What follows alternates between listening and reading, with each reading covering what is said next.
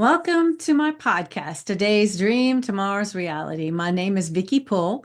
I'm a master transformational coach, hypnotist, and I specialize in habit change.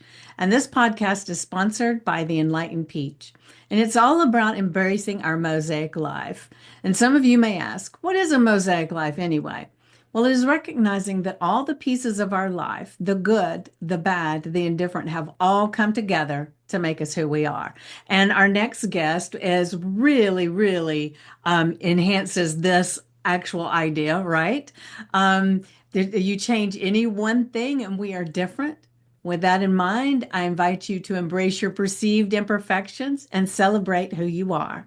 This podcast is unedited and raw, just like life. And I'm your host. And as I said, I have a special guest with us today. But before I jump into the conversation with her, which is going to be amazing, I want to ask you to do me a solid, and that is to leave a comment and to remember to like, subscribe, and share. So now let's get started. So, this lovely lady, Darci, has been a guest on my podcast before, and her life has changed drastically since we were together before. So, we just decided to get here one more time and let her share a little bit about who she is, her story, and that way she can get her words out even further. So go ahead, Darci. Tell them a little bit about yourself, just in case they have not seen our previous podcast, and then we'll jump right into all the newness that you've got going on. Awesome. So basically, the last time we met, Vickie, I was just starting to talk about some of the trials and tribulations that I have been going through, not just in the last 5 years when we spoke, but just basically throughout my life. I've had dealt with a lot of childhood abuse of one parent and abandonment of another. Went through a lot of challenges and difficulties in my childhood that most empaths have. I'm not immune. No one's immune in that path. And, it went from getting through those to once I became an early adolescent, I ended up being a single mother out of wedlock. Was not expected. I was told I couldn't even have kids, so that was a miracle. I found Mhm. out during that time when I was pregnant with my first child in '93 that I was diagnosed with cervical cancer 3 months into Oh, the wow. pregnancy, and was told I could either terminate the pregnancy or keep the pregnancy. And since I was told I could never even have kids, and the fact that you know, I was given that option. It wasn't even a choice at that matter. And so I decided to go ahead and have her. 3 months after I gave birth, I had the cervical cancer was removed. They said it was going to be fast growing and that there was a possibility I wouldn't even make it. So that in itself was a miracle, and I knew it was meant to be. And so that was not an option. Then I went from being a single parent, um, went into went through a lot of challenges with narcissistic relationships because of the unhealed part of me Hmm. from a child. And when we spoke last, I was kind of explaining also I had gotten married finally when I was close to 30 and was in a 22-year narcissistic marriage that was chock full of significant abuse, domestic violence, and I'll use acronyms because it's very triggering. It's very Hmm. triggering for some women who have been through this stuff. So, I'll just say domestic violence once and sexual assault once, and then I'll just use the acronyms DV and SA. And during that marriage,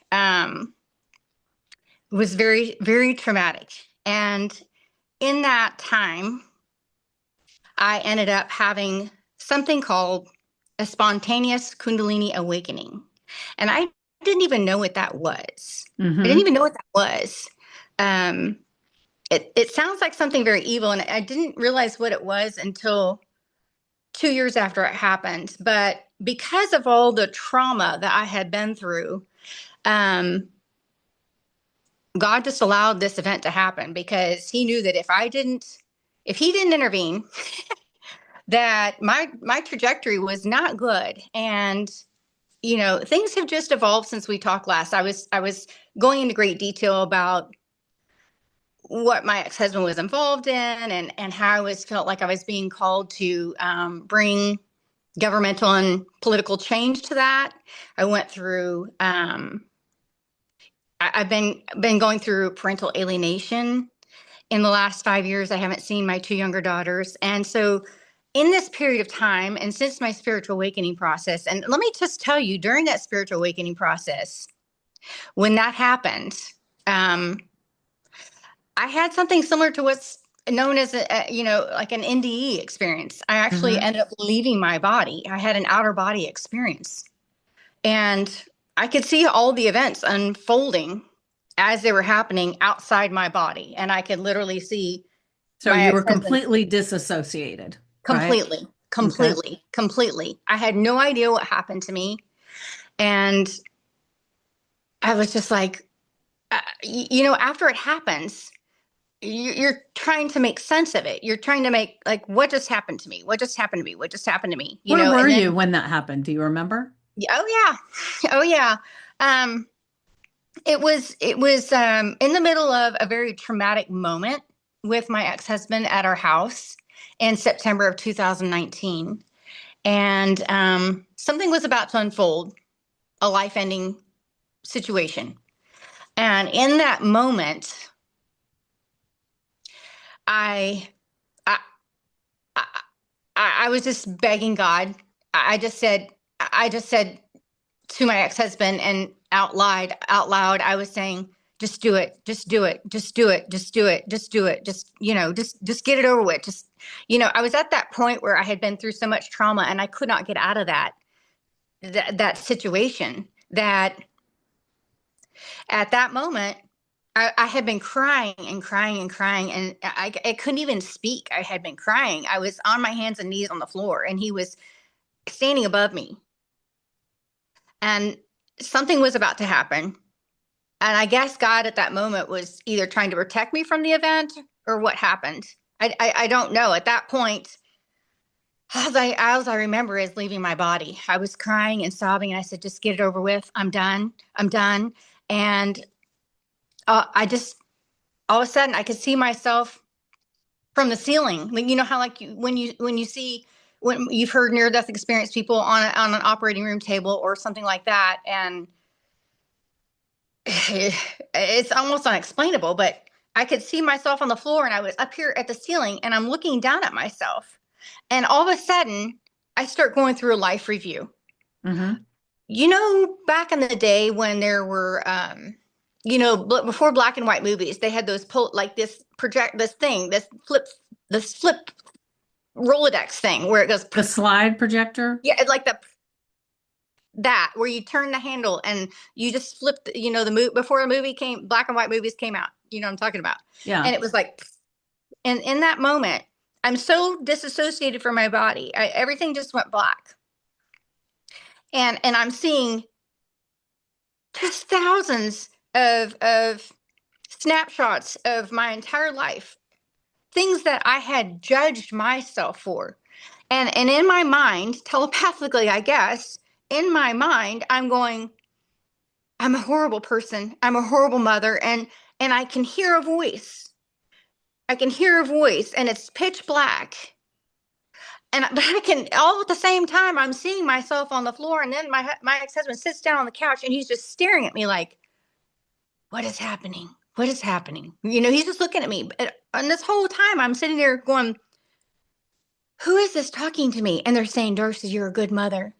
You're a good mother. You are judging yourself. No one judged you. No one judges you but you.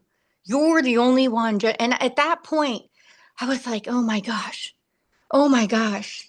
And then I can see from the ceiling and my body on the floor, hunched over. And my ex-husband gets up off the couch and comes over and violently shakes me and is going, Darci, Darci, Darci, what is happening? What is happening? And I'm just like, I'm completely out. I'm completely, like, I had to have died in that moment. It felt like I died in that moment, but the event that was supposed to occur didn't occur. But Hmm. it's hard to explain.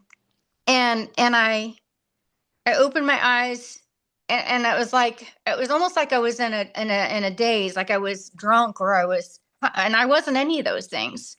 But I was just so disoriented and trying to make sense of what happened. And then following that, I went through a period of the dark night of the soul they talk about. I went through like 3 days of bliss where it was unexplainable how beautiful, and everything seemed so vibrant. Everything was so amazing, like near NDE people speak about all the time. And then I went through this from 2019 for the next 2 to 3 years. I had lost my job. I lost all my possessions. I lost my house. I lost the custody of my kids because of what my ex-husband had done and paid people to do things. And I don't need to really go into detail because those are still in process. And I still haven't seen my children, but I lost everything. And it took that event for that event to happen to make me wake up and go through this massive spiritual awakening to realize all the things I thought were important were no longer important anymore. Mm. That everything I worked for was no longer important anymore. Yeah. The time that I spent at work, I worked as a pharmaceutical sales rep. I was one of the top reps for 25 years, working for GlaxoSmithKline and Eli Lilly and Genentech, medical device sales and pharma. I was a highly successful career person. I never thought in my wildest dreams that my whole life would change in that Mm-hmm. moment. And that's kind of, I've been on this spiritual awakening process since we had our last get together last March of 24. Was it And March? So it's been a year? yeah, and shortly after we met, Uh-huh. Vickie, I had told you, I was telling you how I was finding my voice and I'm finding my purpose, and I have, but this year has been wild. The month after we spoke, I went to go on more of the spiritual quest to find myself and who is Darci now and where am I going? And I was in so much fear in that marriage that I realized I realized that fear is just false evidence appearing real. That's Mm-hmm. really that's an acronym that I really live by, that fear is based just false evidence appearing real. It's not really real. And the next acronym for fear that I've spoken about is fear can make you F everything and run. Yeah. And I was running. I was running. And until this spiritual awakening process happened, and in this last year, the last acronym for fear I can give you is I'm now in a place of facing everything and recovering. Love it. And I went to do ayahuasca in Costa Rica in April. Mm-hmm. And when I came back, nobody gives you this disclaimer, and I'm going to tell you this now. If you already have gifts and abilities, which we all are born with, I'm not special. You have them, everybody has them. And the reason why I feel like I really want to get this point across of my spiritual awakening process, because it's happening to more and more people, and it's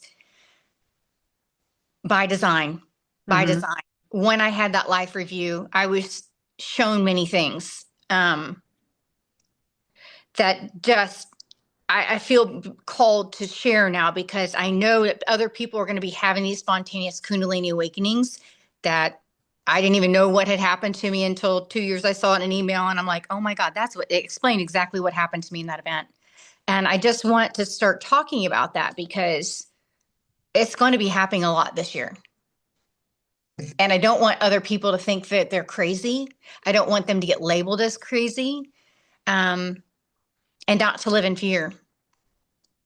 Because you need to get to that point where you can face everything and recover. And what I was getting at when I came back from Costa Rica, I started being able to know Mm-hmm. when I met strangers that someone had crossed over.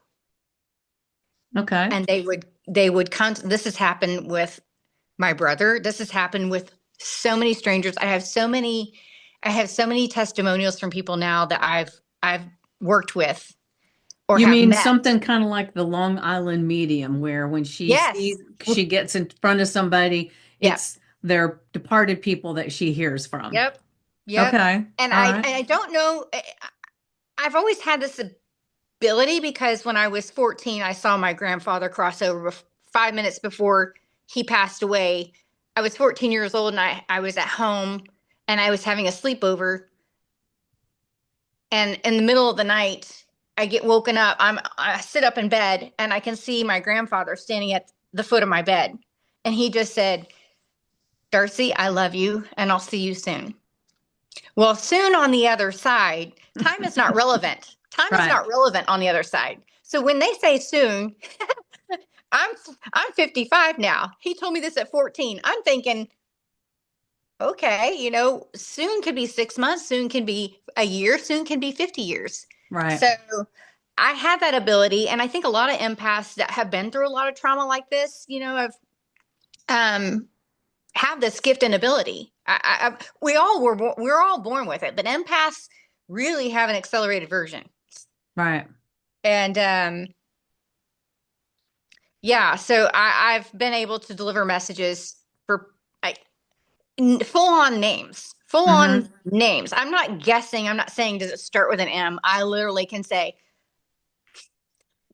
Mary, your mother Mary is here. She's crossed over, correct? And they're like, yes, yes. How do you know that? And I'm like, well, she wants me to let you know that she's, here with you. She saw what you went through yesterday. She wants you to know that she needs you to forgive her because a lot of times people who have crossed over are kind of stuck in something called the astral plane. And I don't want to go too far off in the ditch without you asking questions, but sometimes people who have crossed over literally need to be forgiven to actually move on. Mm-hmm. And that sometimes they bring the message to me to deliver that. And So yeah, do you get the same kind of thing like when you're online, or is it only in person when that kind oh of thing no, happens to you? it's stronger in person, but Mm-hmm. no, it's definitely I've had people call me and have paid for me to do a reading for them, and no, they come through. They come through. It is definitely stronger. I'll get a more. I believe that's why Long Island medium. What is her name? Teresa Caputo. Yeah, that's Teresa it. Teresa I couldn't Caputo. remember, so that's why I just remembered Long Island medium. Yeah, with the big hair. Yeah, yeah, yeah. Yeah. It is easier when you're in person, but no, it can happen. It can happen online, but it's going to be happening more and more and more this Hmm. year. We're we're getting hit with a lot of solar flares that are upgrading our vibration frequency by design. Yeah. I know certain events that are going to be coming that I've documented and written down that I got in 6 months ago that are actually unfolding now. Hmm. And it's this past year, I haven't done a whole lot and post. I stopped posting anything on social media in August. I stepped away because I'm just trying to get a grasp and been doing a lot of training and a lot meeting with, shaman and different spiritual teachers to figure out how to work with these gifts because they all came on so quickly after I went to Costa Rica that Yeah. I've been trying to grapple with how do I deal with all this stuff? Yeah. And so, Well, when you were talking about seeing your grandfather before he had passed, right? yeah. Um, the interesting thing is when I was probably about the same age of about, 12, 13, something like that, my grandfather passed away, but it was like I didn't know he was going to pass away, but I knew we needed to talk to him and we needed to go see him and we needed to do that now. It was like, and I told my dad, he said, "Well, we're going to go see him the next Sunday." I said, "No, no, no, we've got to do it." Well, we didn't go, because my parents didn't, they thought I was just being silly or I had this agenda because they lived in Florida. So they thought, Well, and you were 12 he and just you were, wants to go to Florida, right? yeah. So we didn't, but it was like when he passed, it was like I had this vision of him, you know, that I just like he walked into the room, and then when my children's father passed away, I would see him like sitting at the foot of my bed, or I'd see him standing against a wall. And then, after he had been gone for, yeah, not for very long, maybe a week or 2 weeks, it's like I had this vision of him sitting at my bed. I woke up and he was sitting there. And logically, I thought, he's not really here, but, I see him. And what he did was he reached over and he patted my arm and he said, Vickie, everything's going to be okay. I promise you, Mm, everything's going to be okay. And mm, then it was like this tension just released from me. And I still, every now and then, we don't live in the same house anymore, but I still, on occasion, I will catch a glimpse of him somewhere. And so it's really interesting. And my daughter and I went to a one of those new age fair things, yeah, where no, they no, no. have the Yeah. tent set up and everything. Yeah. Um, and I went and sat down to talk to this woman, and she was seeing my husband there with me, and she talked a lot about him and everything. And then she mentioned my daughter. My daughter was 7 when he passed. And so I actually, at this point, she was an adult. And so I actually came back again that same day for my daughter to talk to her. And the woman didn't even know that we were connected, but Mm, she was talking to my daughter about he was standing behind her. And anytime she felt a little breath on her neck or something, especially when she was studying and those kinds of things, that it yeah. was him there It was. saying, I It love was. you, and he's really amazed with how you're doing. And it's amazing how when somebody has that gift and they share something like that with you, how it just kind of, it's like it fills the little hole that you have, Yep. So Yep. amazing, right? And as you were telling me that, um, he was in my ear saying, that was me, that was me, that was me. So just, yeah, yep, yep. It seems like it's unfortunate. It's unfortunate, but I think most people do that. And like I said, we're not special. I'm not special. Everybody has this ability. If anybody tells you they only have this, that's not true. That's Yeah. not true. We all were innately born with these gifts and abilities. And the reason why I just want to talk about this and come out with it and talk and discuss, because we literally are told we're crazy and not to talk about these things. And I think sometimes the ones that have the ability at this moment almost seem like they have had such a traumatic life, such a traumatic childhood, and like I said, going through childhood abuse and dealing with abandonment and going through the sexual stuff that happened to me and being a single mother and dealing with life-threatening illnesses, and I overcame addiction. I drank during my marriage to try to numb myself to the pain, and being in narcissistic relationships in a 22-year horrifically bad, that incorporated a lot of stuff that was even imposed on my daughters by my ex-husband. And I still to this day haven't seen them, and I've gone through a lot of grief, but I think a lot of people who are have gone through so much went through it for a reason. These Hmm. things didn't, it's not till after the fact do you realize all this wasn't happening to me. It happened for me. It was to make me realize that the money didn't matter, the possessions didn't matter. All that stuff was stripped from me. And what was I left with? What was I left with? I was left with my relationship between forgiving myself. Forgiveness is the hardest thing, really, ever. Forgiveness is not for someone who did something wrong to you. Forgiveness is for yourself, Right. to find peace with yourself. And that's the main thing that when I went through that life review and he showed me, I say he, um, God is genderless. It's like divine mother and divine father. I heard him in my own voice, but he just basically was telling me, Darci, you are a good mother. You're the only one judging yourself. Forgive yourself. And I think forgiveness was the hardest thing for me to forgive myself Mm-hmm. for staying for allowing myself to be controlled and manipulated so badly for so long. And Yeah. it's just like for whatever reason, these things all happen for us for a reason. They happen for us. They're not happening to us. And we got to let go of the stories that we've told ourselves and the limiting beliefs that we were taught by our parents or by our faith, whether you're Christian, Muslim, Catholic, whatever. We have to let go of that. I even walked away from the Christian faith. I believe in God and I have a relationship with God, but um,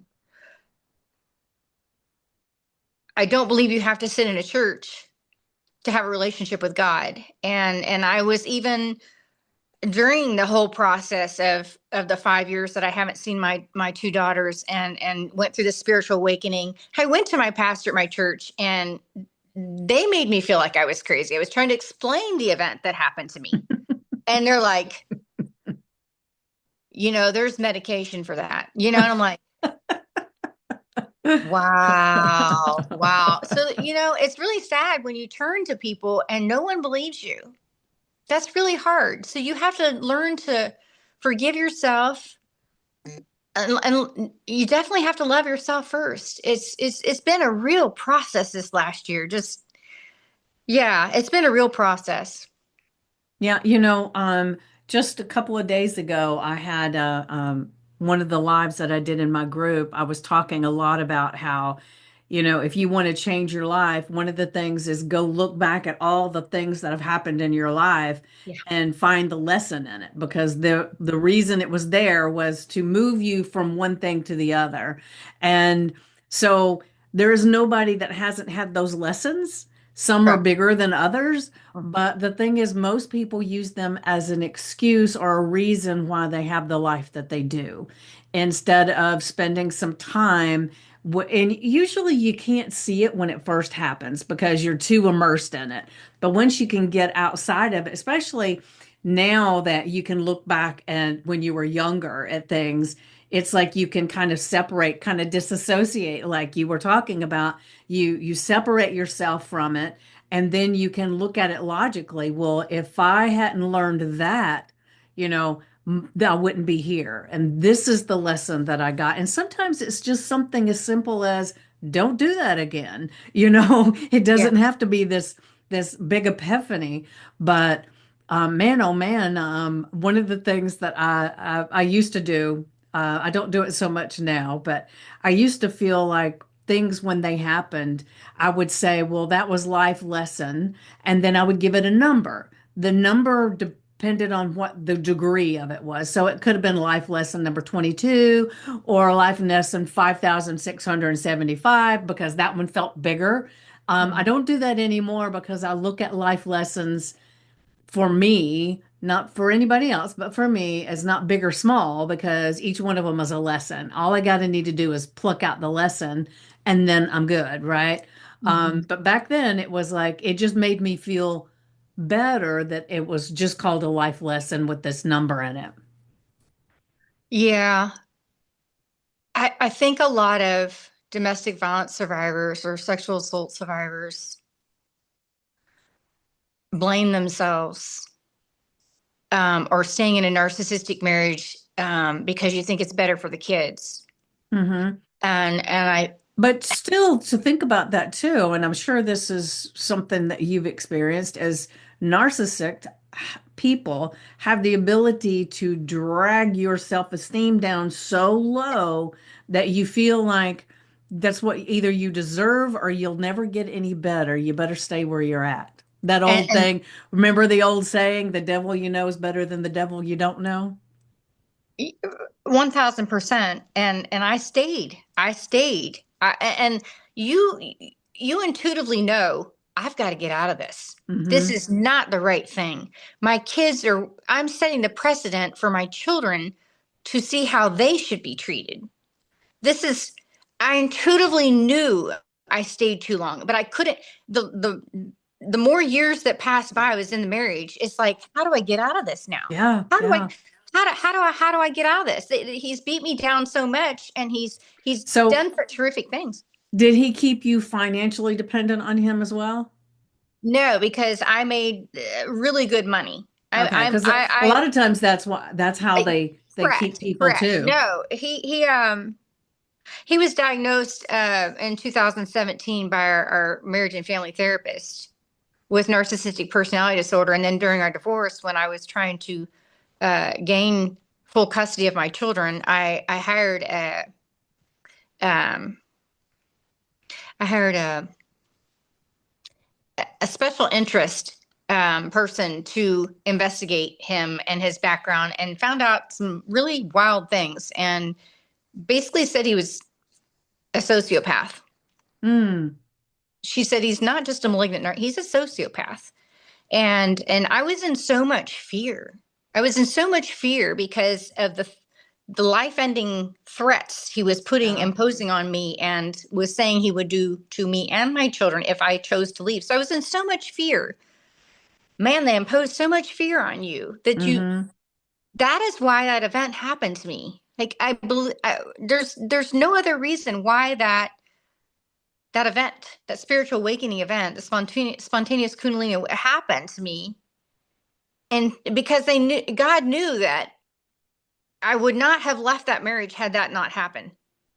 And I started receiving messages like 2 months from the day in September 23rd, 2019, to they were telling me, my guides and the angels and God was guiding me at that point. I had not heard my guides for so long because I was numbing myself to the abuse, and they were saying, prepare, you're not going to be here anymore. And I knew that I wasn't going to die. They just said, prepare, you're not going to be here anymore.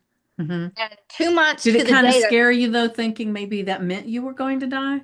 no, I intuitively knew I Okay. wasn't. They just said, they started telling me to prepare to teach my daughters how to do their own laundry, which I had already been doing. But I mean, I did take the majority of that on myself, all my, as a housewife, and working full time, and and I did all the cooking and the cleaning and blah blah blah. And they were just saying, prepare, you're not going to be here. Start teaching. You need to teach your daughters how to do their own laundry. You're going to teach your daughters how to do cooking. And 2 months to the day, I end up having to flee my husband, my ex-husband, in November of 23rd of 2019, to the day when I overheard him say he was going to, he was letting me know he had many times done things where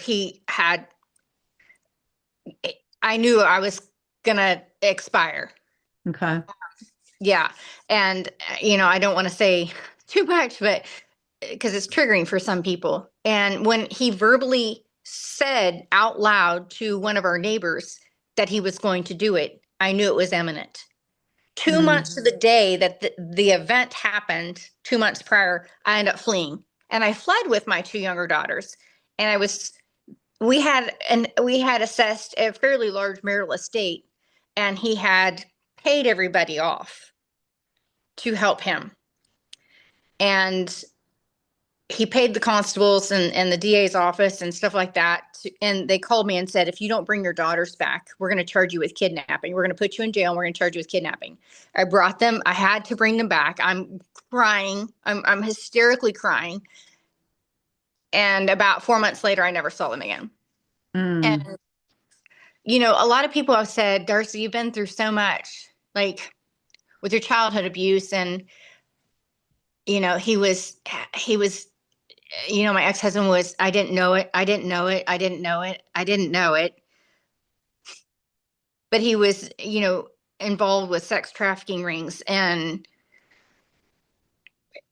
yeah. And so, knowing everything I've been through, like the life altering, you know, I've had a mini heart attack. I've had a mini stroke. I've had double pneumonia with a blood clot in my heart. I've overcome cancer. I've single parenthood, parental alienation, the grief of that over the last 5 years, because I still haven't seen or heard from them. I can't text them. I can't call them. I can't email them because they're still in so much fear. But people have asked me so many times, if you had to do it all over again, would you change anything? And I had to sit there and say, no. because had I changed anything at all, one single thing, I wouldn't have the children that I have, and I wouldn't be here today to be able to talk to you and to help try to empower other women, or be able to talk about my spiritual awakening process, or I know that's what my purpose is here. Had I changed any of that, I might not be sitting here right now, you Yeah. know? Hmm. So, yeah. So, what advice would you give someone who might be on this precipice precipice of this Kundalini awakening, or they're really doing a lot of soul searching right now because they're trying to figure out what their path is and that kind of thing, which it sounds like you were doing that the whole time, right? So do you have like some kind of advice that you would give someone who's going through that process? Maybe it doesn't have to be as traumatic as what yours was, Right. but you No. know, what would you tell them? I would say, if anything like this has happened to you, and I would give you different suggestions if you're still in the midst of not having gotten out of a relationship, or still in something toxic. It would be a different answer to if someone's already left it and going through a spiritual awakening process.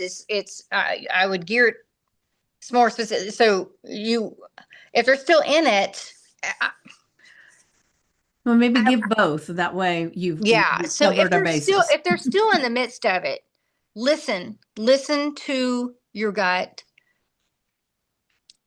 Reach, like, there's way to get out of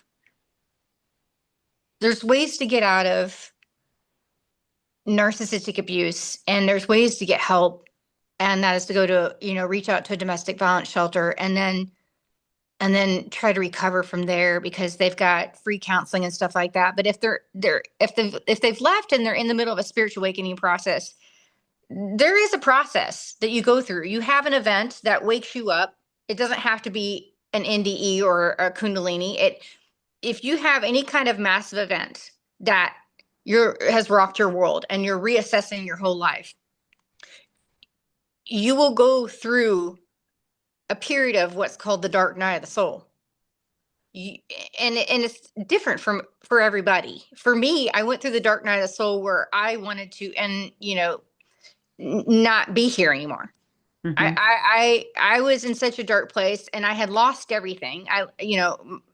Full custody of my children, to no fault of my own, because we had such a large marital estate, and he took all the money and decided to pay everybody off. And I have a feeling soon all this is going to come out. All this is going to come out. I believe all this is going to be uncovered, and this is something else the angels have been telling me. So you will go through a period of the dark night of the soul. And then you will go through, once you get past the dark night of the soul, and you realize, wow, that all happened for me. I was not supposed to be in that relationship, and the reason why that happened is because I would not have otherwise made a change. And once you get past the dark night of the soul, then you go through a period of something called the void, where you are trying to reassess and put your life back together. And sometimes you don't hear your guide in that period of time. And then you'll go through um, to the point where you are in this metamorphosis stage, which I've been in the last 8 months, Hmm. where you're just now getting ready to step into your purpose. And Getting you know out of what? your cocoon, so to speak. Correct. I've kind of been in this cocoon, trying to find myself, and trying to, even though I've already gotten out of everything, and because of all the gifts and stuff that have come on, I'm trying to figure stuff out. I've been in this like cocoon, in this bubble, for the last 6 to 8 months, and I finally figured out what my purpose is, and it is to share what I've been through, and to let others know that they can overcome any adversity, any tragedy. You can triumphantly overcome. Just believe in yourself. Love yourself first. You don't need anybody to validate you. You don't need your parents' approval. You don't need anybody at work to tell you, you know, you're a good person. You don't need a man to, you know,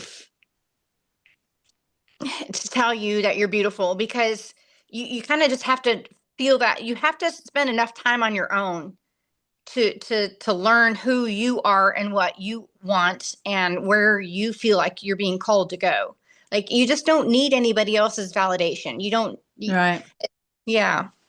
It's got to come from within. Beautiful. I love that. Yeah. Yeah. Yeah. So we're getting close to time. So I will ask, is there something that you wanted to share today, that maybe we haven't discussed that you want to make sure you get that in? If there is, let's go ahead and put it there.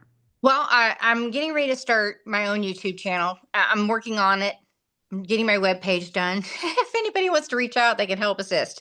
Because this lady is not that high tech. But I'm gonna start a YouTube channel to start discussing some of the events that I've been through and try to help others get past fear and learn how to let go and get to the point of forgiveness and finding yourself and the spiritual awakening process. It's gonna be called Truth Talk with Darci. I've already created the channel. I just haven't started uploading videos to share what Hmm. I've, go into more detail about each of these different avenues. But I just want people to know that they're not crazy, that Yeah. to let go of the fear that if you're going through something, don't worry about what others think. Don't, if you're having a spiritual awakening process or you've been through anything traumatic, don't worry about what others think. This is the first time I've openly discussed my spiritual awakening process and the event that happened to me. Hmm. And I was labeled. Everybody thought I was, but lo and behold, look where I'm at. And I'm gonna one day be able to tell you, Vickie. One day Hmm. I'm gonna be able to call you and say, you're not gonna believe it. My two daughters are back. My two Mm. daughters that I have not been able to see because of what my ex-husband has done. And we're going to be on a stage. We're going to be on a stage one day speaking to the masses because that's what I was told was going to happen. To share my story, to say, no matter what you've been through, you can overcome it. And I just want people to be empowered and step into that. Know who you are. Know who you are. You're a divine, sovereign being. God has given you this great life. Beautiful. So well said. I love that. I love that. And the visual of seeing you and your daughters up on the stage is very delicious in the moment to imagine, right? Yeah. Yeah. It's been a long time coming. It's been a Yeah. long time coming. I can't wait. How old are they now? Um, they're 18 and 21, and I have one older daughter who's 31 that I have been able to talk to. But yeah, yeah. They're still stuck in that house. Yeah. Yeah. It's coming. All right. Well, beautiful. So thank you again for being here and sharing all the updates about how amazing things are going for you. And I celebrate you getting on here and sharing. And so I will say anybody that's interested in connecting with Darci, I will have information about her in the description so that you can reach out.